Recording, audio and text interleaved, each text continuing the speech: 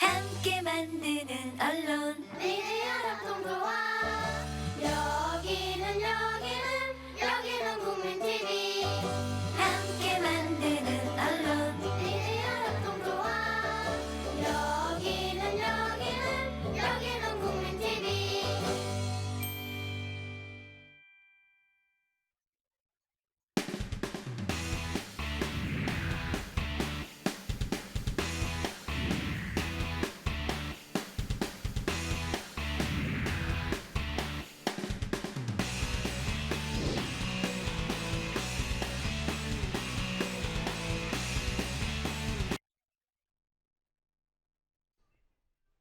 안녕하세요.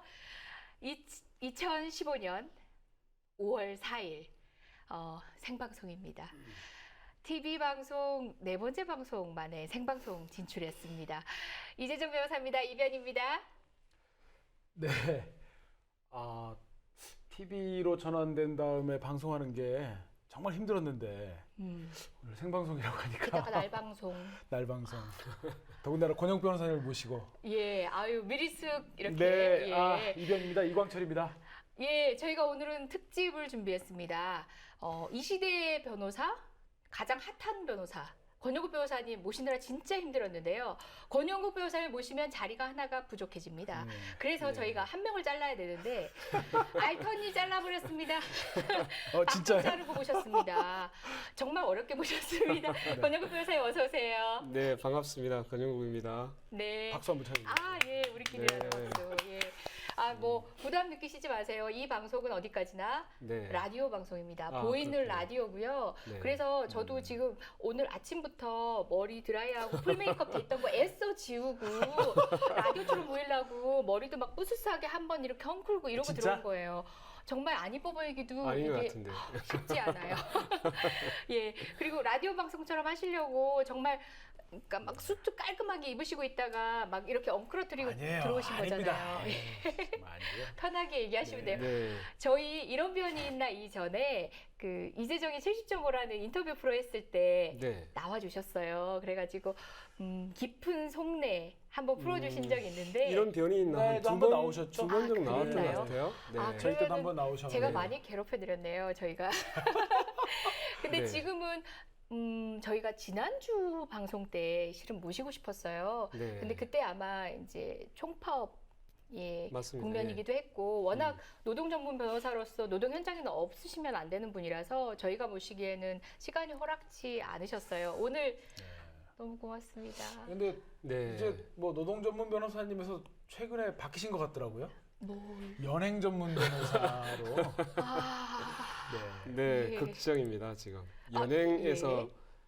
구조해주는, 풀어주는 변호사가 아니고 연행 당하는 전문 변호사가 그러니까요. 되어서 굉장히 송구스럽기도 합니다. 민망하죠. 저희가 네. 전문 영역을 참 많이 개척하고 예. 새롭게 좀 듣도 보도 못한 새로운 분야들이 속출하는데 네. 연행 전문 변호사는 참으로 듣기가 정말 예, 민망하죠, 사실은. 네. 예, 뭐 최근에 있었던 사건부터 먼저 얘기해야 될 것 같아요. 이광철 변호사님이 그냥 네. 이제 뭐 별 역할은 없이 이제 찍새로 아마 그 법정에 가셨던 것 같은데 아, 예. 저희 권영국 변호사님의 영장 실질 심사가 열리던 법정에 이제 참여를 하셨고 그 네. 복도에 나와 있는 변호사의 이제 씬을 찍새께서 찍으셔가지고 조선일보에 아. 제공하셨다는 그렇네요. 예. 예. 마치 변호사들이 민변 시위를 변호사님. 하고 있는 그렇죠. 시위를 하는 그 신양 모양새로 그렇게 기사를 예. 썼죠. 네. 때로 몰려가 뭐 네. 이런데 예 사진을 그때 제공하셨던 그때 이제 변호사님이 체포되신 게 17일이었죠? 18일이죠. 18일 네. 일요일 날 18일이었고 예, 그렇죠. 그리고 이제 영장 청구가 됐던 게 19, 20일 20일 19일 날 20일인 것 네, 같아요. 20일 날 예, 했고 예. 이제 영장 시심사가 아마 그 다음 날쯤에 있었던 것 같은데 20일 날 있었고 예. 네. 그리고 그 다음 날 새벽에 풀려나셨죠. 결정이 났죠. 예, 새벽 2시인가에 결정이 나서 예, 1시 반이었는데 예. 새벽 1시 반이었는데 제가 이제 연락 받기로는 2시 한 예, 10분경이었어요. 예. 네. 사실상 너무 늦게 났기 때문에 결정이 그럼 그렇죠. 보통은 이제 영장이 발부된다 이렇게 생각을 하죠. 예, 그럼 저도 그렇기도 하죠. 발부됐을 것 같다는 생각을 했었어요. 예, 아무튼 이제 그 전날 발부 이제 되셔갖고 그 전날 영장 심사에 이제 제가 사실 저는 그날 2시부터 4시까지 다른 일정이 있었어요. 예. 네. 근데 마침 이제 시간이 1시간 정도가 좀 비었는데 시간이 김인- 남아서 갔다. 예. 김민숙 변호사님이 전화를 네. 막 하셨어요. 그래갖고 지금 어디 있느냐. 근데 지금 권혁 변호사님 영장심사 법정에 이제 들어가야 될 변호사들이 생각보다 그렇게 많지가 않다. 아, 그랬어요? 그러니까 아니까 그 말만 또 그리고 메일로도 좀 돌았고요. 네. 메일 받으셨죠? 인원이 얼마 안 저 돼서 민변 메일이 안 오고 있는데 저 잘린 거 아니겠죠? 잘리신 것 같은데. 그래갖고 이제 제가 그러면 이제 가야겠다 해가지고 갔더니 거기에 적기는 뭐 개뿔 뭐 그냥 네 아무튼 입에 욕을 달고 사시네요. 네 그래가지고 그날 이제 그 변호사님 말고 다른 분이 이제 영장심사 같이 청구가 앞선 되셨잖아요. 사건이 있어서. 네, 그렇죠. 예. 그래서 두 분을 먼저 하겠다고 그래가지고 음. 안에 대기하고 있던 민변 변호사들은 나가라. 다시 또 나오고. 그래갖고 네. 이제 법정에서 이렇게 막 하고 있는데 그 광경을 보고 있으니까 마음이 좀 뭐랄까 울컥하기도 하고 네. 정말 우리가 참 이렇게 모일 수 있구나 그런 생각도 좀 들고 그래갖고 제가 그걸 집계하시던 이제 위은진 변호사님한테 물어봤어요. 정병욱 변호사님한테 오늘 선임계 올리신 분이 몇 분이냐 그랬더니 막 세다가 자세히는 잘 모르겠는데 50명이 넘는다고 그래요. 네. 그리고 그럼 이 법정에 지금 나온 변호사들은 몇 명이라 했더니 34명이라고 그러더라고요. 네, 맞습니다. 그래서 제가 법정에 방청 그 복도에서 그 장면을 찍어가지고 페이스북에다 올렸는데 맞습니다. 그게 조선일보에 예. 제공된 사진이었습니다. 때로 몰려간 민변 그- 변호사들. 예. 시위성. 법정에서 잘 앉아 있는 모습을 찍어야 되는데 이제 그건 이제 촬영을 못하게 하니까. 예. 네. 이게 아마추어 변호사님 방송인으로서의 아마추어적 성격이 막 드러나요. 청취자 여러분은 잘 모르실 여러 변호사님들 말씀을 막 합니다. 그러면은 이제 저희가 방송에서 언급했거나 네. 물론 되게 자기 영역에서는 열심히 하고 계시는 분이지만 저희는 알되 청취자 여러분, 시청자 여러분들은 모르시는 분을 그 변호사님 아니다 다른 변호사님 이렇게 이름 정정해가면서 막 나열하십니다. 이 아마추어 방송인 같은 이 이라고. 방송의 특징이 이제 저희가 죽어서 원래 이제 버벅거려야죠. 처음부터 너무 잘하면 안 됩니다. 어떠셨어요? 지금 벌써 몇 번째 그 구속영장 청구죠? 그 이명박 구속- 정권 이래로 그렇죠. 되신다면? 제가 예. 2009년 6월 달 2009년 6월. 예. 어, 그때 이제 연행이 처음 됐죠. 그건 평택 평택. 예, 쌍용차. 쌍용차 사건인데 예. 그때 연행이 돼서 이제 유치장에 수감이 됐었고 음, 그때 체포 적부 심사를 예. 맞습니다. 제가 이제 도저히 그 용납이 안 돼서 변호사들이 이제 접견을 왔었죠. 그래서 예.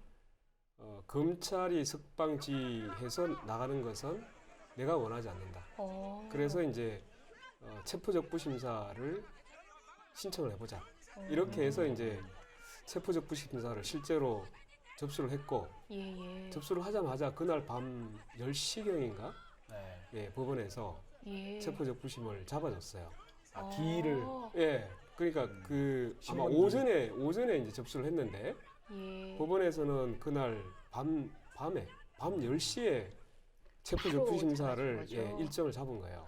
그 청취자 여러분한테 시청자 여러분께 설명이 네. 필요할 것 같은데 통상 이제 연행이 되면 체포가 되면 48시간은 당연히 구금되는 건 아니지만 통상 48시간까지는 경찰이 체포를 하고 한 있을 수 있다. 채로 그렇게 있는 편이죠. 요새는 48시간을 그런 식으로 활용하고 있는데 그러면은 구속영장을 검찰이 청구했을 때는 영장 실질심사 아까 그 민변 변호사님들이 때로 몰려갔다고 얘기한 바로 그런 절차가 있는 거고요. 그런데 권영국 변호사님은 당신들이 영장을 청구하건 말건 떠나서 나는 이런 체포 상태 자체에 대해서부터 판단을 받고 싶다라고 하셔가지고 스스로 체포 적부심이라는 이제 통상 활용 잘 하고 있지 않는 제도를 활용을 해서 신청을 하신 거죠. 그랬는데 재판부가 거기에 부응해서 이제 급히 시간을 잡았고 그 결과로 나오신 건가요? 예, 맞습니다.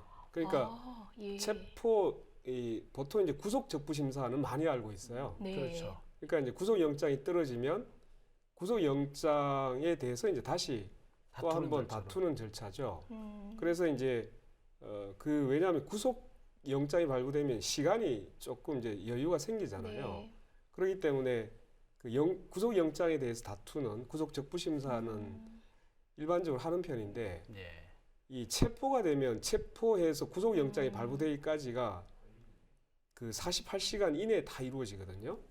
그렇기 때문에 그 사이에 이제 변호인 접견해서 체포의 적부, 즉 위법 여부를 다투는 것이 그렇게 만만치가 않아요, 준비하는 네. 게. 시간적으로 좀 촉박하니까. 네, 굉장히 촉박하죠. 네. 그러니까 일반적으로 보면 체포 적부 심사는 잘 신청을 안 했던 거예요, 그동안. 근데 이제 저는 당시에 그 경찰의 어쨌든 네. 체포 자체가 굉장히 부당하다고 느껴졌기 때문에 그래서 이제 그 적극적으로 체포 적부 심사를 하자라고 얘기했었던 거죠. 그럼 길은 그 밤중에 열린 건가요? 예, 예. 그러니까 실제로 이제 체포가 매우 부당하다고 생각되면 체포 적부 심사를 많이 활용할 필요가 있는데 현실적으로 그 사이에 이제 변호사가 접견을 해서 그렇죠. 이 사건 경위라든가 문제점을 정리하기가 그렇죠. 만만치 매우 않죠. 힘들죠. 그건 근데 그런 제도가 있는지도 몰라서 못 잘 활용하기도 하고 예, 실질적으로 맞습니다. 변호사의 조력을 받는다는 게 그 짧은 시간에는 쉽지 않기 때문에 예, 근데 이제 우리 사무실에 같이 근무하던 변호사였기 때문에 제가 사정을 잘 알고 있었죠. 네. 그리고 네.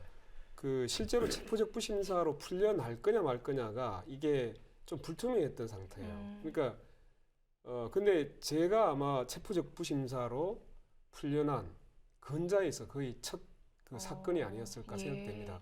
그래서 이제 체포적부 심사에 제가 이제 풀려나니까 그 다음부터 사실은 이 제도가 활용되기 시작했어요. 아, 그래요? 예. 주로 이제 그 제주 해군기지 예, 강정마을에서 예. 그때 이제 우리 사무실에 같이 근무하고 있던 백신옥 변호사가 예. 제주 강정마을에 한 1년 정도 내려가 있었어요. 네. 지금 완전히 내려가 버렸는데 네.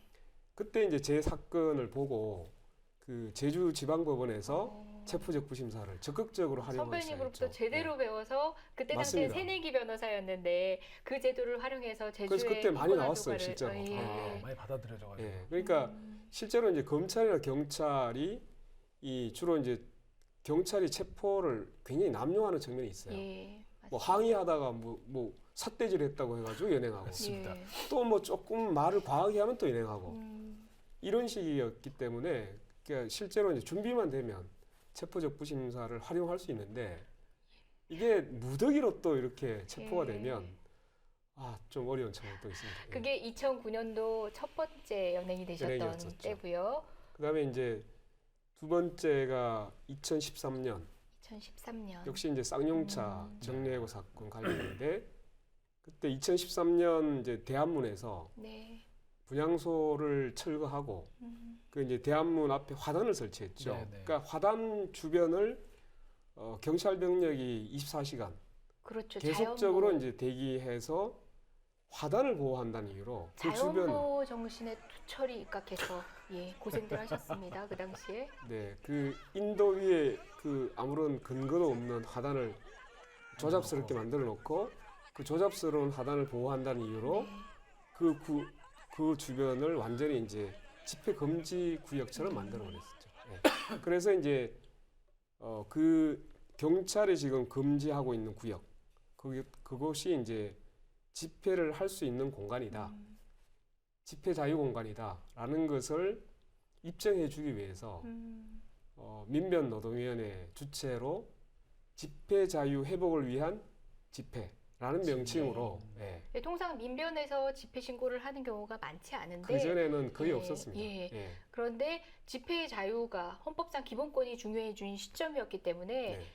그렇게 노동위원회에서 민변에서 하신 거죠. 예, 정확하게 보면 이제 대한문 앞에 그 분향소가 철거되고 나서 네. 화단 주변을 둘러싼 그 구역 네. 이 부분에 대해서는 어떠한 행동도 용납치를 안 했어요. 그러니까 이제 법적 근거 없는 집회 금지 경찰에 예. 의한 이것이 매우 이제 불법적이다. 그리고 위헌적이다는 사실을 어쨌든 법률가로서 예. 그것을 밝혀줘야 될 예. 책무가 있었던 거죠. 그래서 이제 2013년 7월 달이었죠. 집회 신고를 하고 집회를 했는데 그 구역 내에 이제 경찰이 다시 또 경찰 병력을 배치를 했죠. 그건 이제 맞습니다. 이재정 변호사도 잘 알고 있고 그때 그 집회 신고했을 때 집회를 또 받아주지 않아가지고 금지 맞습니다. 통보해서 제한 통보를 했죠. 행정법원에 또 가처분까지 금지를 한 게 아니라 제한 통보라는 제한 통보. 명목으로 그 하단 주변의 부분은 금지를 하고 대신에 자기들이 대한문 이쪽 넓은 장소에 B급을 쳐놓고 네. 거기 거기에서 가서 해라. 하라. 예, 이런 예. 그게 제한 통보였어요. 아니 집회의 자유라고 하면은 네. 집회를 할 수 있는 자유뿐만 아니라 집회 장소, 시간을 선택할 수 있는 자유도 집회 주최하는 국민들에게 있는 거잖아요. 물론 그런데 여기서 하겠다고 하는데 너네 여기 가서 해 하는 예, 건 예, 그렇죠. 우리 법이 허락하지 않는 거고 법원도 예, 그래서 그것과 관련해서는 판단을 해 주셨던 거죠. 맞습니다. 예, 그러니까, 연행되기 직전에 법원의 판단도 있었던 네. 겁니다. 예. 왜 두 번째 연행됐냐를 설명하다가 이게 자꾸 다른 데 네. 빠졌는데 그 원래 이제 집회 장소하고 예. 집회에서 주장하고 하는 내용이 밀접한 연관성이 있습니다. 왜냐하면 그렇죠. 우리가 그 대한문 하단 주변도 음. 집회 자유 공간이라는 사실을 시민들에게 소통하기 위해서 집회를 신고했던 것이거든요. 네. 그렇기 때문에 그 하단 주변 집회 장소하고 우리가 주장하려고 하는 내용은 밀접하게 연관이 되어 있었던 거죠. 네. 헌재에서도 그 집회 장소와 집회 주최자가 주장하는 내용은 긴밀하게 연관되어 있기 때문에 그 집회의 자유에는 집회의 공간을 선택할 자유도 포함된다 이렇게 되어 네. 있죠. 여하튼 이제 정리하면 음. 집회 그러니까 하단 주변에서의 집회를 하려고 했더니 다시 이제 집회 장소 안에다가 폴리스트 라인이라는 걸 치고 거기 뒤에 이제 네. 병력을 투입해가지고 사실상 이제 경찰이 집회 장소를 점거하는 형태가 된 거죠. 그래서 집회 장소 밖으로 나가라. 이것은 집회의 자유를 경찰이 침해하고 있기 때문에 나가라. 몇 번 이제 요청을 드렸죠. 네. 근데 말을 안 들었습니다. 경찰이. 뿐만 아니라 집회를 저도 현장에 있었는데요. 집회를 하고 있는 마이크보다 더 성능 좋은 마이크로 집회를 방해합니다. 여러분들은 뭐 어쩌고 저쩌고 우리 최성령 경비과장님 네. 아이만 있으시잖아요. 남대문의 지금은 아이만. 서장이 됐죠. 예, 영전에 가셨죠. 그분께서 계속 방해를 합니다. 그 와중에 이제 권영국 변호사님이 그런 부분에 항의를 하고 적절한 조치를 취하시다가 연행까지 되셨는데 예, 제가 그때 그랬죠. 뭐 질서유지선이라고 쳐놓은 게 집회 장소 안에 침범해 있었고 그렇죠. 또 집회 장소 안에 경찰 병력이 투입돼 있었기 때문에 우리는 정당방위를 행사하겠다라고 네. 해서 이제 질서유지선 쳐놓은 그 폴리스 라인 드러내고 예. 그다음에 이제 경찰은 집회 장소 밖으로 나가라 이걸 몇 번 요구했는데 안 들었기 때문에 정당방위 행사로 밀어냈더니 이것을 이제 네. 특수공무 집행방해 치상 지상 누군가 지상으로? 다쳤다고. 네네네 또 뭐 집시법 위반 내가 폭력을 예. 행사했다 신고 범위를 일탈했다 뭐 이런 이유를 들어서 오히려 이제 저를 연행했고 현행범 체포. 예. 거기에서 또 다시 이제 구속영장을 신청하게 아니, 청구를 하게 된 거죠. 당시 그렇게 저희가 집회를 하겠다라고 했던 장소가 굉장히 네. 이제 좁은 공간이긴 했어요. 이제 네네. 대한문 앞을 여러분 한번 떠올려 보시면 네. 그래서 인도 위였기 때문에 인도에 통행하시는 분들의 통행의 자유를 침해하지 않는 범위를 하기 위해서 저희가 좁은 장소로 네, 맞습니다. 이렇게 한정을 했었는데 그 앞뒤로 경찰들이 있습니다. 폴리스 라인을 쳐놓습니다. 그래서 우리의 플랜카드조차도 시민들에게 보여질 수 없는 그런 상황이었던 거죠. 그리고 저 얼마 전에 이제 관련되신 지금 재판을 받고 고초를 겪고 계신데 증인으로 나갔었는데요. 그때 이런 얘기를 물어보셨어요. 경찰이 집회 정서 안에 들어와 있는데 어떠셨어요? 하는 걸 이제 증인인 저한테 묻습니다. 누가요? 아, 누가 물으시더라고요. 아, 저희 그건 변호인이, 변호인이? 권영국 변호사님의 변호인이신 모 변호사님께서 물으십니다. 네. 근데 정말 저는 그때 당시에 그런 느낌이었거든요. 우리 안에 갇혀진 동물 같은 느낌이었고요. 집회를 하러 어디 무대에 들어가는. 근데 무대는 관객하고 소통을 불가능하게 이미 벽이 쳐져 있어요. 뿐만 아니라 경찰이 서 있는데 이 사람은 날 감시하고 있어요. 뒤가 계속 따가워요. 이게 과연 자유로운 상태일까? 변호사인 우리도 그런데 일반 시민들은 더 했을 거 아니에요. 그런 얘기를 했었는데 그때 연행이 되십니다. 조금 전에 화면이 나왔었거든요. 아, 그랬었나요? 예, 못 말씀 한참 봤습니다. 하시는 동안 네, 화면이 네. 나왔었는데 저는 그렇군요. 제 목소리를 들었습니다. 권영국 변호사님의 연행에 강력히 항의하는 정말 정의로운 변호사 이재정 변호사의 목소리를 살짝 들었어요. 저는 예, 그 현장에서 너무 가슴 아팠습니다. 그게 이제 두 번째. 번째 두 번째 영장 연행. 청구였습니다. 예. 그러니까 연행은 사실 그 중간중간에 더 많이 있는데 아, 영장 청구 연행만 지금 그 다음에 계시면. 이제 이번 4월 네. 18일 아, 그 광화문 예, 광장 북단에 이제 그 차벽을 설치해 놓고 네. 그 집회 참가자들이 유가족들이 있는 곳에 가서 이제 헌화. 그때 이제 원래 광화문 쪽에 가서 헌화를 하겠다는 게 네. 원래 애초에 목적이었는데 그것을 막기 위해서 6겹으로 여하튼 광화문부터 시작해서 청와대 뭐 그 쪽으로 가는 쪽을 완전히 이제 다 봉쇄를 해버린 거죠. 그러니까 광화문 종로 일대가 차벽으로 완전히 둘러쳐진 거예요. 그래서 이제 드디어 명박산성에 이어서 근해산성이란 말이 다시 튀어나왔고 아, 예. 오히려 그때보다 훨씬 더 심각해서 사실은 그 안에 살고 있던 주민들은 들어가지도 못하고 예. 굉장히 이제 피해를 입게 저기 되죠. 지금 영상이 화면이 나오고 나오고 있네요. 있는데요. 예. 네. 맞습니다. 음, 아마 제가 그때 연행되는 것은 잡히진 않았을 거예요. 예. 네. 아, 그 저기 언론 보도 보니까 변호사님이 그 인권침해 감시단 조끼를 입고 경찰한테 항의하는 장면은 사진으로 아, 그건 많이 있었습니다. 나와 있는 예, 것 예, 같더라고요.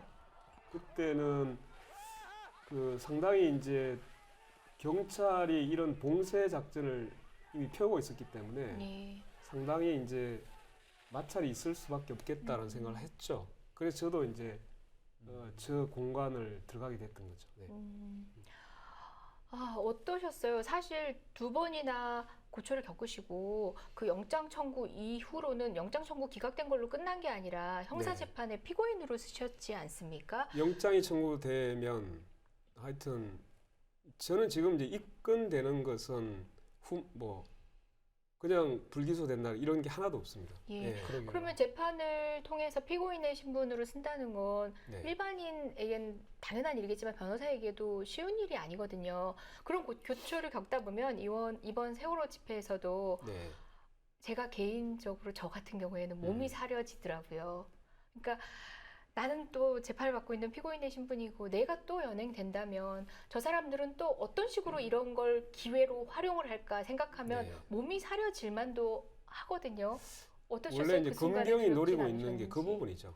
예. 네. 사실은 이제 그게 뭐 나중에 재판에서 무죄가 되든 네. 그게 범죄 혐의가 뭐 성립이 되든 안 되든 그것을 가리지 않고 계속적으로 이제 뭐 영장 청구하고 기소하는 이유가 스스로 이제 자기 검열을 하도록 위축 효과를 노리고 있는 부분도 매우 크죠. 예. 그렇죠. 이제 그러기 때문에 저는 사실 검찰이 하고 있는 의도가 매우 치졸하다고 생각합니다. 비열하다고 생각합니다. 그래서 거기에 대해서 내가 위축되면 오히려 검찰이 의도하는 방향으로 간다라는 생각을 가지고 있기 때문에 사실 뭐 약간의 위축 효과는 생기죠. 사람이기 때문에. 예. 그러나 실제로 현장에 가보면 또 원래대로 또 달라집니다. 뜨거운 피, 또 아니, 근데 의로움이. 지금 벌써 이번에 이제 구속 영장 청구된 것도 조만간 기소할 걸로 예상이 네, 되면 그렇겠죠. 예. 지금 그럼 재판을 이번 것까지 기소될 것까지 합하면 지금 3건인가요? 4건인가요? 지금 이제 재판 받는 게 사실 7건이 합쳐져. 7건. 네, 왜냐하면 뭐 일반 교통방해, 예. 뭐 해산명령 불허 이런 것도 그러니까 뭐 포함되어 벌금 있고요. 이제 일단 뭐 벌금형으로 약식 기소된 것들 기소는 약식 기소된 건 없어요. 다 합쳐놨어요. 전부 다 정식 기소된 겁니까? 합쳐놨고 네. 그 다음에 이제 두 번째가 그것도 역시 이제 집회 과정에서 발생한 건데 뭐 종로서 경비과장하고 이렇게 좀 심한 예. 욕설을 했다는 이유로 또 기소가 됐고 그건 뭐 그것도 이제 제목이 병합을 뭔가요? 했는데 그건 모욕죄죠. 그것은 경찰이 모욕을 합법적인 집회 신고에 대해서 이제 경고 방송을 몇 차례 계속해서 일단 방송을 중단해 달라. 네. 특별히 지금 위법 사항이 일어나고 있는 게 아니다라고 요구를 했는데 뭐 그럼에도 불구하고 계속적으로 이제 경고 방송을 때리고 있었죠. 네. 어떻게 합니까? 순간적으로 굉장히 화가 났죠. 예. 그래서 그 합리적인 얘기를 하고 있는데 예. 경비과장이 계속적으로 이제 경고 방송을 해서 예. 갑자기 이제 심한 말이 나가게 된 거는 뭐 있죠. 예. 그걸 그래서 저도 모욕죄로 이제, 걸었다. 욕설. 욕설을 했다 이거. 그다음에 그거는 이제 지금 재판하는 사건에 병합이 돼 있는 거고요. 예. 네. 그다음에 이제 여러분들 뭐 잘 아시는데 작년 12월 헌법재판소 9일이었나요? 19일 맞습니다. 그 19일입니다. 박근혜 당선 2주년 네. 였죠. 그때 이제 헌법재판소에서 통합진보당 해산 승고가 있는 날이었죠. 네. 법정에서 제가 한마디 외쳤죠. 민주주의를 살해한 날입니다.라고 역사의 심판을 면치 못할 것입니다. 그렇게 외쳤는데 그리고 나서 끌려 나왔어요. 저 현장입니다. 손으로 입을 막는 저 경위 정말 심하지 않나요? 좋습니다. 체포까지는 예. 좋습니다. 말하고 있는 사람이 입을 여기는 막을 수 실제로 있는 법정 밖이죠. 법정 밖에 이제 끌려 나왔는데도 역시 이제 입을 막고 있는 화면이네요. 예. 저게 어떻게 가능합니까? 그래서 그때 이제 요 사건도 음. 바로 이제 기소가 됐죠. 예. 그래서 그것은 지금 단독 재판부에 배정이 돼 있는 상태입니다. 아직 첫 길은 안 잡히시고 아직 예. 그리고 이제 4월 이번에 예. 4월 18일 영장 청구된 거. 영장 기각이 되긴 했는데 음. 그것도 역시 뭐 기소를 하지 않을까라고 생각하고 있습니다. 예.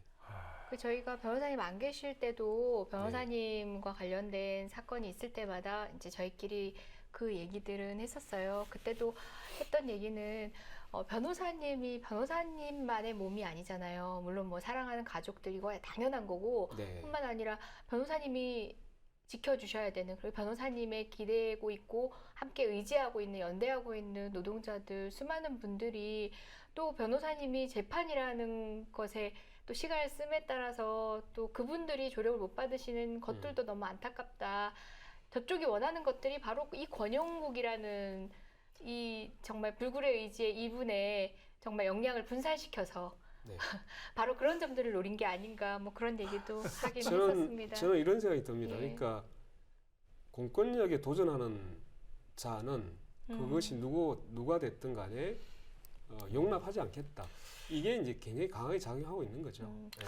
이게 맞는 게 예. 보면 두 분이잖아요. 경찰이 딱 찍어서 나한테 도전한다 라고 해서 공소장에 청구하는 게 권영욱 변호사님이라면 장경욱 변호사님은 검찰하고 국정원이 네, 그렇죠. 용납하지 않는 그 지난번에 특히 이 유우성 간첩 사건에서의 네. 증거 조작을 밝혀낸 다음부터 검찰이 장경욱 변호사님에 대해서는 무척 신경을 곤두세우고 네. 아마 적절한 기회에 또 변호사님처럼 구속영장을 청구하지 않을까 하는 생각이 들어요. 네.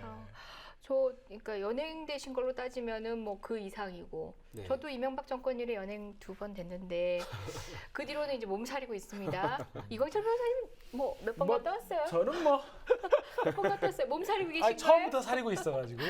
아, 네. 예. 이제 뭐 저는 주목해 주지도 않아요. 권영욱 변호사님 잡혀가셨을 때 저도 잡아가라고 막 했는데 내려가라고 얘기하더라고요. 네. 그만큼 얼마나 큰 역할을 하고 계셨는지에 대한 반증이 아닐까 싶습니다. 근데 역으로 보면 이제 저쪽에서 바라보는 시각은 변호사가 법 질서를 매우 문란하게 만든다. 또는 법을 아는 사람이 그 법 질서를 매우 훼손하고 있다, 침해하고 있다. 이런 이제 가끔 댓글들을 보거든요. 그거 네. 뭐 조선일보나 그쪽에서 네. 그 사설도 쓰고 그러지 않았습니까? 예, 보수 맞습니다. 언론에서. 예. 폭력 행위를 선도한다는 표현을 씁니다. 조선일보는 실제로 동아일보도 그랬고요. 예. 또 문화일보도 그런 이제 상당히 저를 공격하는 기사를 네. 몇 번 전 봤는데 근데 이제 내용을 조금은 확인하고 기사를 써야 될 필요가 있죠. 그러니까 실제로 전후 과정 맥락을 빼버리고 내가 경찰을 밀었다 또는 뭐 방패를 잡았다 여기에만 딱 기사를 써버리면 그러면 이제 나는 정말로 굉장히 폭력적이고 경찰을 항상 이제 공격하는 그런 변호사처럼 네. 낙인 찍고 싶어 하는 거죠. 근데 그 앞과정을 봐야 되는 거죠. 보고 싶지 않았겠죠. 네네. 그러니까 예. 경찰이 실제로 일반 시민을 또는 그 집회 자유를 어떻게 침해하고 있는가를 바로 직전에 이루어지고 있는 부분에 대해서는 아예 눈을 감아버리는 거죠. 예. 그렇게 되면 그 경찰이 어떤 짓을 하더라도 거기에 대해서 저항하는 행위는 모두 폭력 행위가 되어버리는 거죠. 네. 법 질서를 훼손하는 행위가 되는데 그렇다면 우리 그 형사소송법이나 형법에 정당방위라는 그 조항을 없애버리는 게 맞죠. 예. 그렇죠. 정당방위라는가 또는 정당행위라는 규정이 존재할 이유가 하나도 없는 거죠. 예. 사실 민변은 이제 저희가 뭐 태동 자체는 87년 이후에 있었지만 그 이전에 여러 인권 변호사님들의 활동을 기반으로 해서 그분들의 개별적인 활동이 단체로 모아진 거지 않습니까? 그렇죠. 그분들의 활동의 대부분은 이제 밀접하게 네. 그 인권이 침해되는 현장에 늘 가까이 있으셨어요. 그러다가 뭐 소위 말하는 문민정부 이래로 뭐 그런 식의 충돌이 조금 뭐 줄어드는 국면에서 민변은 변호사로서의 역할, 그러니까 네. 사후적으로 조력하는 역할로 많이 바뀌어져 왔어요. 이명박 정권 들어서면서 이제 또다시 민변이 시민들하고 접하는 방식이 조금 바뀌어질 수밖에 없는 상황이 됐었고 네.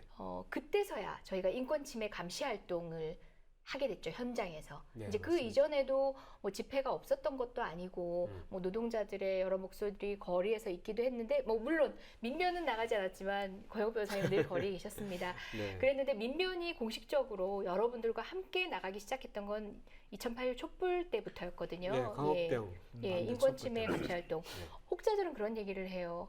변호사들은 전문가다. 네. 효율성 문제를 따지고 보더라도 음. 법정에서 그분들이 필요할 때 도와주시는 게 적절하지 않느냐. 네. 뭐 이런 얘기들도 하거든요. 뭐 권혁우 변호사님도 마찬가지고 이광철 변호사님의 생각도 저는 궁금한데요. 어떻게 생각하세요? 그런 시각들에 대해서는? 아마 쉽게 얘기하면 이미 주먹으로 두들겨 맞은 이후에 그것을 구제하겠다고 나서는 것은 사실은 사후적인 조치이죠. 그래서 그 이미 주먹으로 맞고 그로 인해서 침해된 자신의 어떤 그 이미 상처를 받아버렸잖아요. 그 상처가 다시 복구가 될 것이냐. 그리고 실제로 이제 현장에서 그 상황이나 이 현실을 잘 목격하지 못하면 사후적으로도 그것을 제대로 변론하기가 무척 쉽지 않습니다. 왜냐하면 우선 이제 이 재판이라는 것이 진실을 다시 복원하는 것이 아니라 누가 그게 따른 증거를 제대로 많이 갖다 대느냐에 따라 승패가 나눠지기 때문에 그 현실 자체를 복구하는 건 사실상 불가능한 거죠. 그러니까 제가 보는 입장에서는 가능하면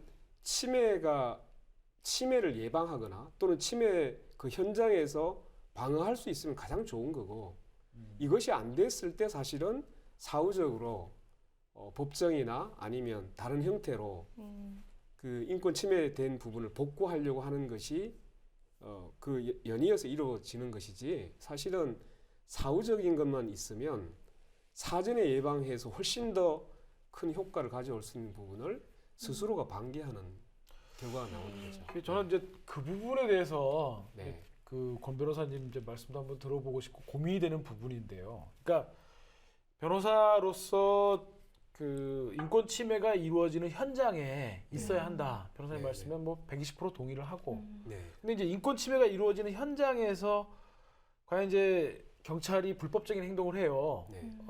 적어도 우리가 세우고 있는 일반적인 기준에 따르면 누구라도 명백히 불법이라고 인정할 만한 뭐 우리 법원은 인정하지 않더라도. 네. 근데 이제 그러한 속에서는 솔직히 이제 몸도 사려지고 고민이 되는 부분이 네. 내가 이렇게 경찰이 인권 침해하는 부분을 못하게 막는다든가 네. 오히려 그런 부분들을 예방한다고 했을 때 경찰이 과연 우리 말을 들어주냐면 안 들어주잖아요. 네. 이제 그러면 거기서 이제 변호사님처럼 그것들을 경찰에 맞서서 못하게 막는 과정들이 이제 공무집행 방해로 둔갑한다라는 건 충분히 예상 가능하니까. 네. 네. 그래서 저는 이제 거기서 과연 이제 선택의 갈래 고민을 하게 되는 경우들이 왕왕 있어요. 현장에 나가 보면 네. 여기서 이걸 막아야 되느냐, 아니면 지금 여기서 막는 것이 공무집행 방해로 의율되고 네. 자칫하면 이제 그래서 몸살해지는 경우들이 있거든요. 네. 그러한 고민들이 이제 권혁 변호사님은 없으신지 그게 우선 네. 첫째가 좀 궁금하고 네.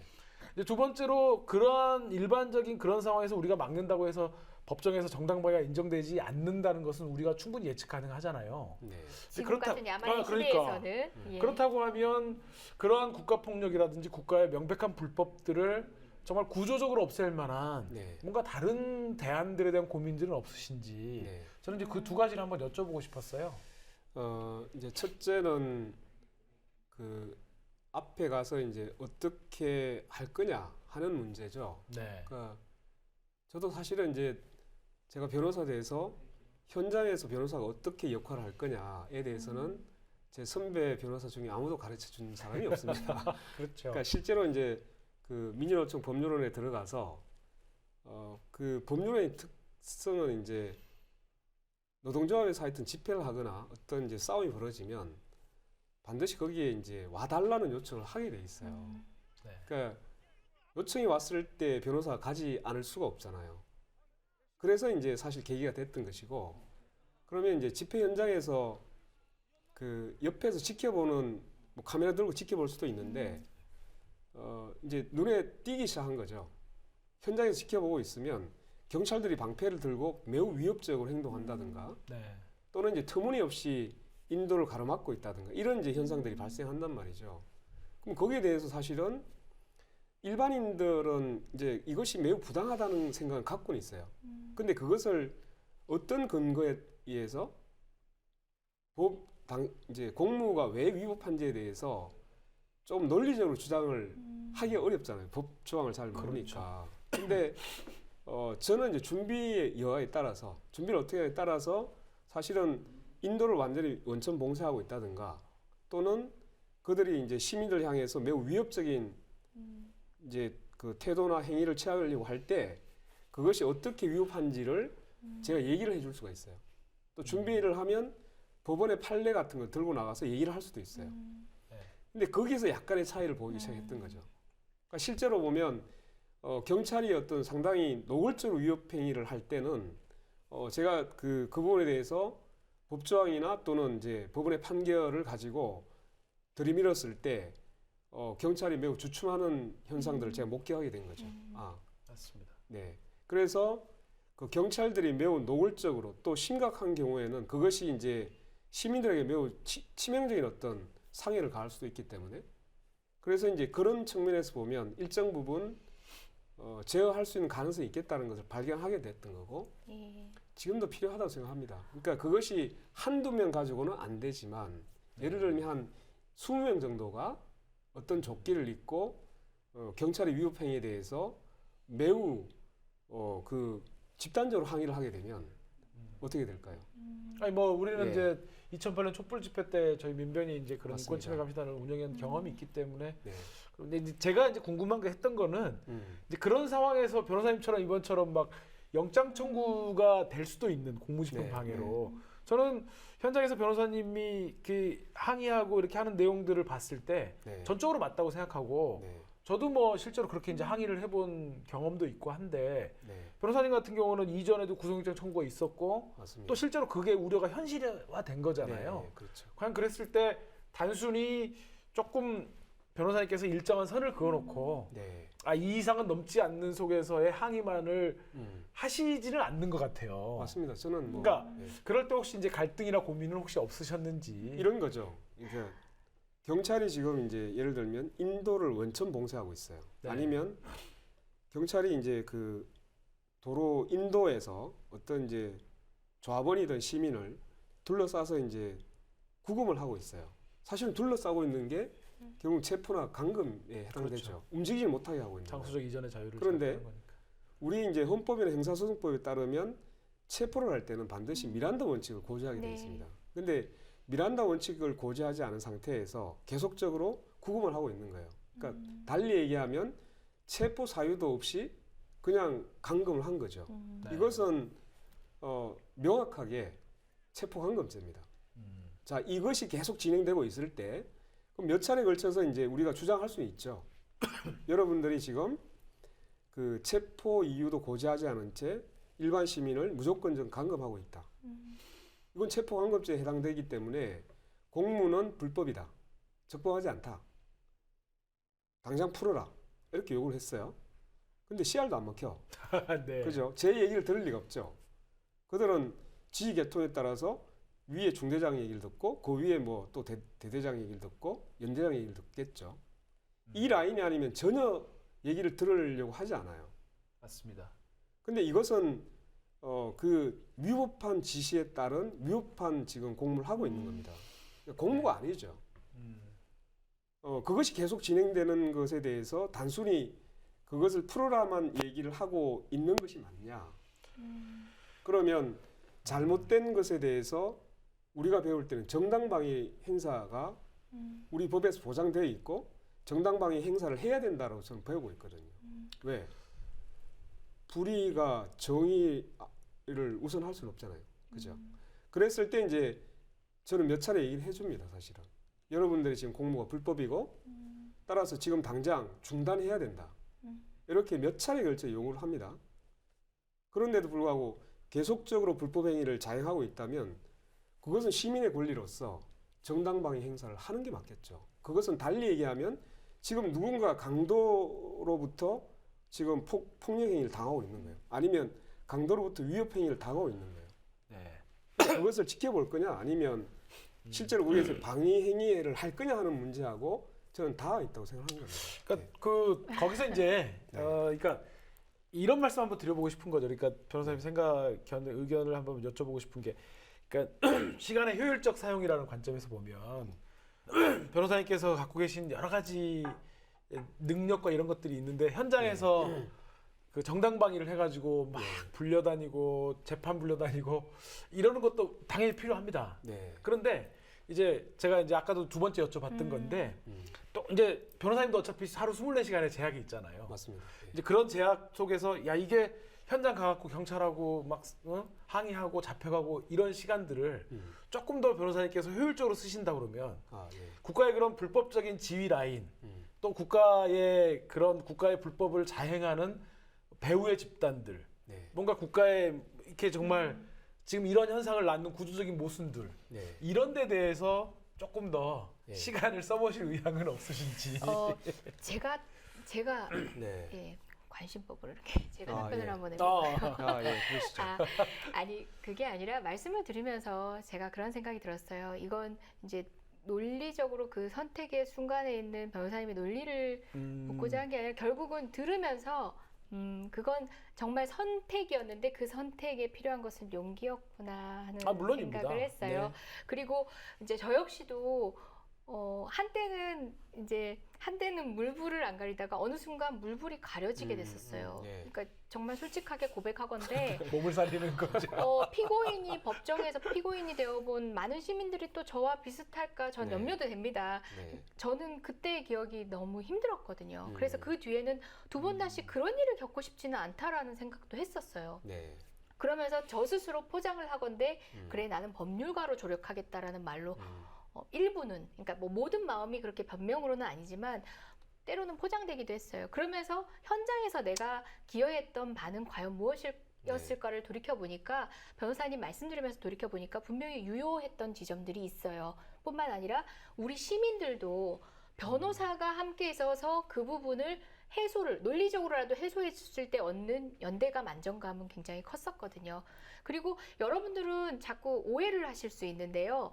인권침해 감시 활동은 공권력에 대한 것뿐만 아니라 집회 현장에서 생길 수 있는 불미스러운 일 모두를 사전에 예방하는 역할도 했었습니다. 네. 그리고 우리 민변 변호사님들을 포함한 인권단체의 여러 활동가들이 감시 활동도 같이 했었는데요. 조끼를 입고 감시 활동을 하던 과정 중에 일부 시민들이 조금 과하게 흥분을 하셔가지고 경찰을 개인적으로 네. 이제 자신의 감정을 이렇게 표현을 하려고 할 때 분리를 시키고 경찰을 자기의 부대를 뭐라고 표현하나요?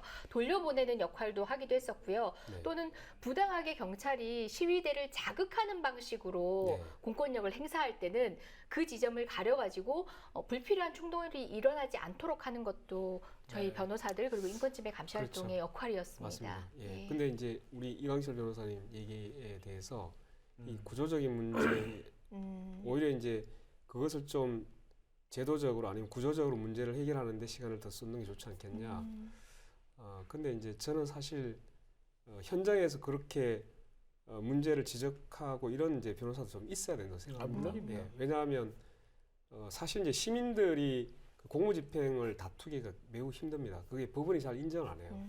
그러니까 이제 제가 그 쌍용차 사건에서 저는 이제 무죄를 받았고 그 저를 이제 체포 감금했던 그 중대장은 오히려 이제 체포 감금 그다음에 직권남용죄로 징역 6월에 예. 집행유예 1년 6월인가를 받았죠. 자격정지도 아마 2년 정도 받았을 아까 거예요. 말씀하셨던 걸로는 첫 번째 구속영장 청구 사건을 얘기하시는 예, 거죠. 맞습니다. 그게 재판정에 갔었고 그렇죠. 변호사님 무죄를 받으셨고 예. 그 공권력을 집행했던 담당자 책임자는 유죄 확정 예. 판결을 받은 거죠. 근데 거기에서 중요한 사안은 그 사건이 있고 난 뒤에 그 현장에서의 변호인 접견권이 법원 판결문에 적시가 됩니다. 예. 네. 그전에는 있지도 않았던 거죠. 그러니까 변호사가 법정에서 아니면 구치소나 유치장에서의 변호인 접견권을 행사했지만 현장에서 접견권을 행사한 적은 없었거든요. 체포되는 현장에서 그렇죠. 변호사를 만날 수 근데 있는 걸 변호사 접견권. 그것이 이제 법원의 그 판례로 지금 남게 되는 예. 거죠. 그러니까 어떻게 보면 그것이 현장에서의 다툼을 통해서 사실은 권리를, 그러니까 시민의 권리든 아니면 변호사의 권리를 확장해 나가는 그런 역할을 하도 있을 수 있다는 생각을 가지게 된 거고, 예. 그 판결이 있고 난 뒤에 그 이제 쌍용차가 보면 경기도 관할이거든요. 네. 경기지방경찰청에서 공문을 내려보냈습니다. 어떤 거냐 하면 변호인에 대해서 현장 접견권을 잘 고려해 판단해서 보장하라. 예. 이런 형태예요. 거의 비슷한 취지였습니다. 그러니까 그것은 이제 그전에 상상할 수 없었던 공문이었는데 물론 이제 그걸 지키려고 그걸 내려보냈던 게 아니라 법원에 자신들에게 유리하게 또는 선처를 구하는 형태로 사실은 그 공문을 내려보냈던 거고 그걸 법원에 제출한 거죠. 근데 이제 어쨌든 그게 일정 부분의 나름대로 변화 가능성을 보여줬던 겁니다. 그러니까 예. 저는 그 변호사님 말씀하신 것들에 대해서 그건 당연히 필요한 겁니다. 네. 당연히 필요하고 그렇게 또 현장에서 경찰이 그렇게 유죄를 받으니까 네. 경찰들은 집행유예 받으면 공직을 유지할 수가 없잖아요. 당연히 그래서 면제사유가 될 수밖에 없죠. 그런 것들만으로도 네. 정말 충분히 의미가 있다고 보고. 네. 근데 이제 변호사님께서 제가 듣기로 새로운 많은 고민들을 하시고 페이스북에 저희 이제 이런 변이 있나에서도 한번 소개했지만 네. 페북에서도 진짜 사법 뭐 이런 법정을 통한 어떤 문제 해결 말고 네. 이제 다른 것들에 대한 고민을 하신다고 들어서 네. 이제 그거랑 같이 결부시켜서 한번 질문을 드려본 그렇게 겁니다. 다이렉트로 물어보셔야죠. 꼭 네, 집어서. 네. 그렇죠. 오늘 유달리 면박이 심하시네. 사실은 이제 제가 현실을 좀 직시하자 이런 표현을 잘 씁니다. 네, 네. 왜냐하면 현실을 직접 부딪혀봐야 현실의 문제나 그 심각성을 이제 스스로 체감하게 되는 거죠. 그래서 우리 현실을 왜 바꿔야 되는가를 스스로 분노를 갖게 되고 의지를 네, 네. 갖게 된다 이런 생각을 하는데 제가 이제 이명박 박근혜 이 정부 한 지금 10년 가까이 될 겁니다. 그러면 이 과정에서 우리 사회가 정말로 질적으로 얼마나 이게 퇴보하고 있는가를 현실적으로 느끼게 되는 거죠. 그것은 뭐 인권 침해 문제나 공권력이 시민들을 어떻게 대우하고 있는가를 보면 그건 확연히 드러나는 거거든요. 민주주의가 굉장히 퇴보하고 있다는 것이 그 현장에서 보면 딱 느낌이 있어요. 오로지 청와대만을 보호하기 위한 그런 홍위병처럼 행동하고 있거든요. 그래서 이것을 바꾸려면 결과적으로 거리에서의 투쟁만 가지고는 안 된다라는 생각을 갖게 되는 것이고 네. 그러면 아까 얘기했던 것처럼 구조적으로 바꾸기 위한 정치적 모색이 필요하다는 생각을 당연히 가질 수밖에 없게 되는 거죠. 그 대부분의 사람들은 뭐 단어를 딱 쓰시겠지만 구조적으로 더 필요한 뭐 네. 이렇게 정치적 모색이라고 하면 정치 행위, 구체적인 정치 행위, 우리가 생각하는 상정 가능한 이제 선거를 통해서 네. 예, 당선이 되는 몇 가지의 직을 떠올리실 것 같아요. 혹시 뭐 그런 방식의 정치라는 것도 고민을 저는 뭐 해보셨다는 다 포함된다고 생각합니다. 예. 그러니까 여러 가지 이제 거리에서 주장도 필요하지만 한편으로는 정당 또는 이제 선거 예. 또는 뭐 국회의원 선거 뭐 이런 것들 다 포함해서 열어둬야 된다 이렇게 생각하고 있습니다. 뭐 저는 제가 민변에 와서 이제 선배님을 통해서 거리의 정치를 또 배웠는데요. 사실 네. 뭐 민변에서 집회 현장에 나갔을 때 만나게 되는 변호사님들이 처음에 많지는 않았습니다. 그때 늘 나와 계셔서 선배님으로 네. 배우긴 했었는데 여러 가지 큰 고민들도 그 현장에서지만 이제 변호사로서 또 법률가로서의 고민뿐만 아니라 네. 보다 큰 틀에서의 고민도 늘 하고 계시리라 생각했지만 그 말씀을 해주셨네요. 네. 저희가 이렇게 짧은 시간 사실 예전에 오셨을 때는 1시간 반 정도는 1시간? 얘기를 했었어요. 지금 오늘 지금은 얼마 하는 한 거예요? 50분, 50분. 50분이에요? 마이너스 10분. 예. 네. 50분이에요. 그래서 이렇게 말씀에 몰입해 듣다 보니까 어느새 정리를 해야 될 시간이 됐습니다. 그렇네요. 네, 아깝네요. 원래 뒷부분이 훨씬 더 늦어 있는 네, 얘기가 중요한 이제 얘기였는데 시작되려고 막 했는데 시작하려고 했는데. 그러면 네. 저희가 한번 더 훌륭한 진행으로 훌륭한 방송 보여드릴 수 있게 2부를 준비하는 걸로 하고 다음에 2편을 준비하는 걸로 하고 오늘은 네. 마무리하는 정당방위로 왜 말씀드려야겠- 행사인가를 주로 했네요. 네. 저 네. 짧은 시간 남았지만 네. 이런 면이 있나 마무리 인사를 우리 권영국 변호사님이 저희 시청자 여러분께 하는 걸로 하고 저희 마무리 인사하면 어떨까 생각됩니다. 네, 지금 이제 세월호 문제로 인해서 많은 분들이 고통을 겪고 있고 또 여기에 대해서 여전히 이제 불통의 벽을 치고 있습니다. 우리는 잊지 않겠다는 생각을 가지고 지금 살고 있고 그래서 저는 다시 한번 말씀드리고 싶습니다. 나를 억압하고 있는 것이 강하면 강할수록 현실을 똑바로 쳐다보기 위한 용기를 가져야 되는 시대를 살고 있다라는 생각을 가지고 저도 위축되지 않도록 노력하겠습니다. 고맙습니다. 예, 명심하겠습니다. 네, 감사합니다. 네, 저희가 고마운 시간이었습니다. 여러분, 오늘 이런 변이 있나 귀한 시간은 여기까지입니다. 다음 주에 또 뵙겠습니다. 고맙습니다. 고맙습니다. 맞습니다. 네.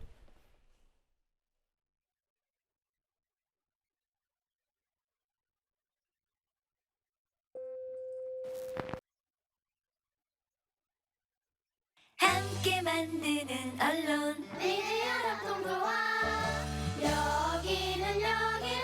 여기는 국민 TV 함께 만드는 언론 미디어 협동조합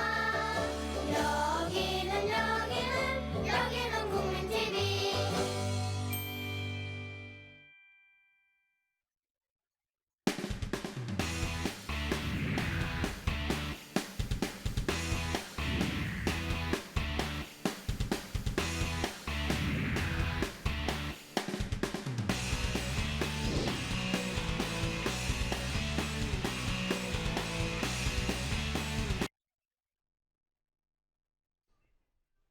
안녕하세요. 2015년 5월 4일 생방송입니다. TV 방송 네 번째 방송 만에 생방송 진출했습니다. 이재정 변호사입니다. 이변입니다. 네. TV로 전환된 다음에 방송하는 게 정말 힘들었는데 오늘 생방송이라고 하니까 게다가 날방송. 날방송. 더군다나 권영 변호사님을 모시고. 예, 아유 미리쓱 이렇게. 네, 예. 이변입니다. 이광철입니다. 예, 저희가 오늘은 특집을 준비했습니다. 이 시대의 변호사, 가장 핫한 변호사, 권영국 변호사님 모시느라 진짜 힘들었는데요. 권영국 변호사를 모시면 자리가 하나가 부족해집니다. 그래서 네. 저희가 한 명을 잘라야 되는데 알턴이 잘라버렸습니다. 진짜요? 자르고 모셨습니다. 정말 어렵게 모셨습니다. 권영국 변호사님 어서 오세요. 네, 반갑습니다. 권영국입니다. 네. 박수 한번 쳐주세요. 예, 우리끼리 네. 하는 박수. 예. 부담 느끼시지 마세요. 이 방송은 어디까지나 네. 라디오 방송입니다. 아, 보이는 그렇군요. 라디오고요. 네. 그래서 저도 지금 오늘 아침부터 머리 드라이하고 풀 메이크업 됐던 거 애써 지우고 라디오처럼 보이려고 머리도 막 뿌듯하게 한번 이렇게 헝클고 이러고 진짜? 들어온 거예요. 정말 안 이뻐 보이기도 아닌 것 이게 같은데. 쉽지 않아요. 예. 그리고 라디오 방송처럼 하시려고 정말 그러니까 막 수트 깔끔하게 입으시고 있다가 막 이렇게 엉클어뜨리고 아니에요. 들어오신 아닙니다. 거잖아요. 아니에요. 편하게 얘기하시면 돼요. 네. 저희 이런 변이 있나 이전에 그 이재정이 70.5라는 인터뷰 프로 했을 때 네. 나와주셨어요. 그래가지고 깊은 속내 한번 풀어주신 적이 있는데 이런 변이 있나 네, 한 또 두 한번 번 나오셨죠? 두 번 정도 나왔던 것 그랬나요? 같아요. 네. 저희 때도 그러면은 한번 나오셨는데. 제가 많이 괴롭혀드렸네요. 저희가. 근데 네. 지금은 저희가 지난주 방송 때 실은 모시고 싶었어요. 네. 근데 그때 아마 이제 총파업 맞습니다. 국면이기도 했고 워낙 노동 전문 변호사로서 노동 현장에는 없으시면 안 되는 분이라서 저희가 모시기에는 시간이 허락치 않으셨어요. 오늘 너무 고맙습니다. 근데 네. 이제 뭐 노동 전문 변호사님에서 최근에 바뀌신 것 같더라고요. 뭐 연행 전문 변호사로. 네. 네, 예. 걱정입니다 지금. 연행에서 예.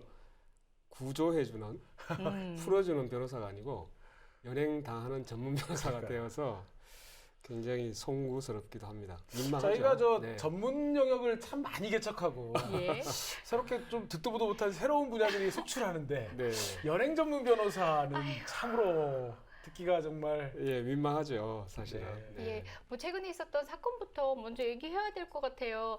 이광철 변호사님이 그냥 네. 이제 뭐 별 역할은 없이 이제 찍새로 아마 그 법정에 가셨던 것 같은데 아, 예. 저희 권영국 변호사님의 영장 실질 심사가 열리던 법정에 이제 참여를 하셨고 그 네. 복도에 나와 있는 변호사의 이제 씬을 찍새께서 찍으셔가지고 조선일보에 아. 제공하셨다는 그렇네요. 예. 예, 마치 변호사들이 민변 시위를 변호사들. 하고 있는 그렇죠. 시위를 하는 그 신양 모양새로 그렇게 기사를 예. 썼죠. 네. 때로 몰려가 뭐 네. 이런데 예 사진을 그때 제공하셨던 그때 이제 변호사님이 체포되신 게 17일이었죠? 18일이죠. 18일 네. 일요일 날 18일이었고 18일이 예, 그렇죠. 그리고 이제 영장 청구가 됐던 게 19, 20일 20일 19일 날 20일인 것 네, 같아요. 20일 날 예, 했고 예. 이제 영장 시심사가 아마 그 다음 날쯤에 있었던 것 같은데 20일 날 있었고 예. 네. 그리고 그 다음 날 새벽에 풀려나셨죠. 결정이 났죠. 예, 새벽 2시인가에 결정이 나서 예, 1시 반이었는데 예, 예. 새벽 1시 반이었는데 제가 이제 연락 받기로는 2시 한 예, 10분경이었어요. 예. 네. 사실상 너무 늦게 났기 때문에 결정이 그럼 그렇죠. 보통은 이제 영장이 발부된다 이렇게 생각을 하죠. 예, 그럼 저도 그렇기도 하죠. 발부됐을 것 같다는 생각을 함께 만드는 언론 미디어 협동조합 여기는 국민TV 함께 만드는 언론 미디어 협동조합 여기는 국민TV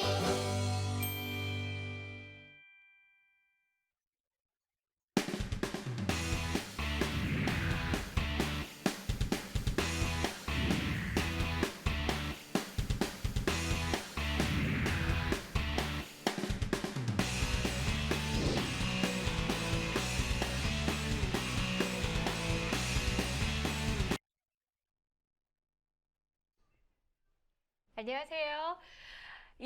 2015년 5월 4일 생방송입니다. TV 방송 네 번째 방송 만에 생방송 진출했습니다. 이재정 변호사입니다. 이변입니다. 네. TV로 전환된 다음에 방송하는 게 정말 힘들었는데 오늘 생방송이라고 하니까 게다가 날방송. 날방송. 더군다나 권영 변호사님을 모시고 예, 아유 미리 쓱 이렇게. 네, 예. 이변입니다. 이광철입니다. 예, 저희가 오늘은 특집을 준비했습니다. 이 시대의 변호사, 가장 핫한 변호사, 권영국 변호사님 모시느라 진짜 힘들었는데요. 권영국 변호사를 모시면 자리가 하나가 부족해집니다. 그래서 네. 저희가 한 명을 잘라야 되는데 알턴이 잘라버렸습니다. 진짜요? 딱 자르고 모셨습니다. 정말 어렵게 모셨습니다. 권영국 변호사님 어서 오세요. 네 반갑습니다. 권영국입니다. 네. 박수 한번 쳐주세요. 예, 우리끼리 네. 하는 박수. 예. 뭐 부담 느끼시지 마세요. 이 방송은 어디까지나 네. 라디오 방송입니다. 아, 보이는 그렇군요. 라디오고요. 네. 그래서 저도 지금 오늘 아침부터 머리 드라이하고 풀 메이크업 돼 있던 거 애써 지우고 라디오처럼 보이려고 머리도 막 뿌듯하게 한번 이렇게 헝클고 이러고 진짜? 들어온 거예요. 정말 안 이뻐 보이기도 아닌 것 이게 같은데. 쉽지 않아요. 예. 그리고 라디오 방송처럼 하시려고 정말 그러니까 막 수트 깔끔하게 입으시고 있다가 막 이렇게 엉클어뜨리고 아니에요. 들어오신 아닙니다. 거잖아요. 정말 아니에요. 편하게 얘기하시면 돼요. 네. 저희 이런 변이 있나 이전에 그 이재정이 70.5라는 인터뷰 프로 했을 때 네. 나와주셨어요. 그래가지고 깊은 속내 한번 풀어주신 적이 있는데 이런 변이 있나 네, 한 또 두 한번 번 나오셨죠? 두 번 정도 나왔던 것 그랬나요? 같아요. 네. 아, 저희 때도 그러면은 한번 나오셨는데 제가 많이 괴롭혀드렸네요. 저희가. 근데 네. 지금은 저희가 지난주 방송 때 실은 모시고 싶었어요. 네. 근데 그때 아마 이제 총파업 맞습니다. 국면이기도 했고 워낙 노동 전문 변호사로서 노동 현장에는 없으시면 안 되는 분이라서 저희가 모시기에는 시간이 허락치 않으셨어요. 오늘 너무 고맙습니다. 근데 네. 이제 뭐 노동 전문 변호사님에서 최근에 바뀌신 것 같더라고요. 뭘? 연행 전문 변호사로. 아, 네. 네, 예. 걱정입니다 지금 연행에서 예. 구조해주는 풀어주는 변호사가 아니고 연행 당하는 전문 변호사가 그러니까요. 되어서 굉장히 송구스럽기도 합니다. 민망하죠. 저희가 저 네. 전문 영역을 참 많이 개척하고 예. 새롭게 좀 듣도 보도 못한 새로운 분야들이 속출하는데 네. 연행 전문 변호사는 참으로 듣기가 정말 예, 민망하죠, 사실은. 네. 예, 뭐 최근에 있었던 사건부터 먼저 얘기해야 될 것 같아요. 이광철 변호사님이 그냥 네. 이제 뭐 별 역할은 없이 이제 찍새로 아마 그 법정에 가셨던 것 같은데 아, 예. 저희 권영국 변호사님의 영장 실질 심사가 열리던 법정에 이제 참여를 하셨고 그 네. 복도에 나와 있는 변호사의 이제 씬을 찍새께서 찍으셔가지고 조선일보에 아. 제공하셨다는 그렇네요. 예. 예, 예. 변호사들이 민변 시위를 변호사들, 하고 그렇죠. 있는 시위를 하는 그 신양 모양새로 그렇게 기사를 예. 썼죠. 네. 때로 몰려가 뭐 네. 이런데 예 사진을 그때 제공하셨던 그때 이제 변호사님이 체포되신 게 17일이었죠? 18일이죠. 18일 네. 일요일 날 18일이었고 18일이 예, 그렇죠. 그리고 이제 영장 청구가 됐던 게 19, 20일 20일 19일 날 20일인 것 네, 같아요. 20일 날 예, 했고 예. 이제 영장 시심사가 아마 그 다음 날쯤에 했던 것 같아요.